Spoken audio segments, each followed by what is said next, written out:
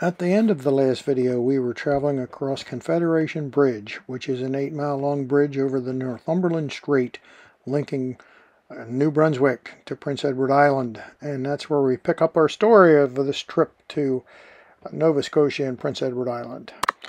As soon as you get off the bridge, there is a very nice welcome center area that we stopped at and got information about Prince Edward Island, and it's well worth your stop.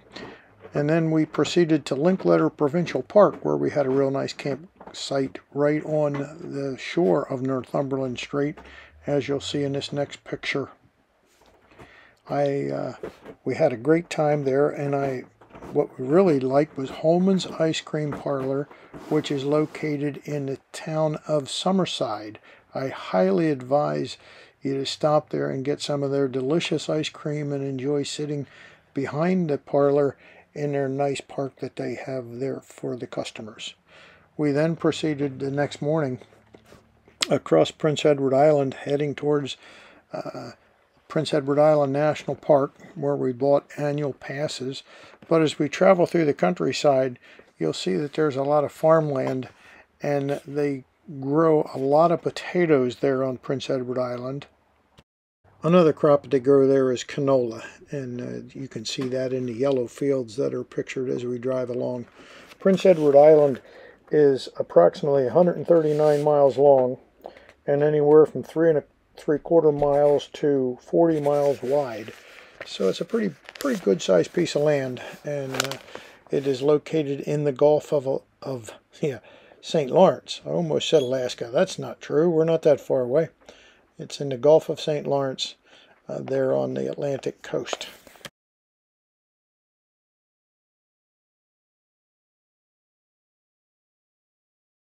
As I said, we were going to Prince Edward Island National Park, and we got there, and it's located right on the shores of the Gulf of St. Lawrence. So we took a walk up the boardwalk and looked over. There were a few people down at the beach, but I didn't see anybody in the water, as I am sure the water was quite chilly at this point in time in early July.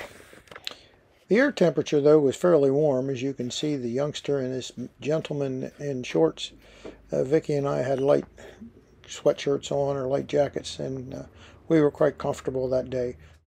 We then proceeded to the Anne of Green Gables Museum, where the author L.M. Montgomery spent several years of her life, because her mother died when she was 3, so we toured that before we then headed back towards Cavendish. And we were going to Cavendish to visit the Anne of Green Gables Heritage Place, but we stopped at the Cavendish Boardwalk, it's called, to do a little shopping and get a little bite to eat, before we then proceeded to the Anne of Green Gables Heritage Place. The Heritage Place is a tour. Basically, it's a home that was inspired by her writings in the series Anne of Green Gables, and we took a tour. We walked around the grounds and then walked through the house, and I'll let you take a look.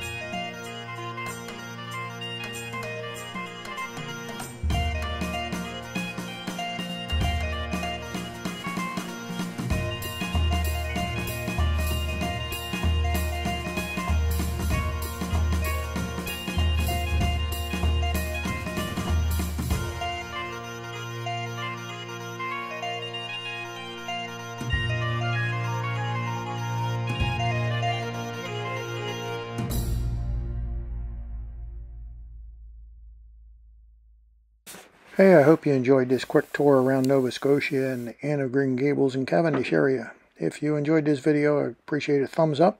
Hit the subscribe button and the bell to be notified next time. And the next time, we'll take you to Five Islands Provincial Park there on the Bay of Fundy and show you us walking on the floor of the ocean.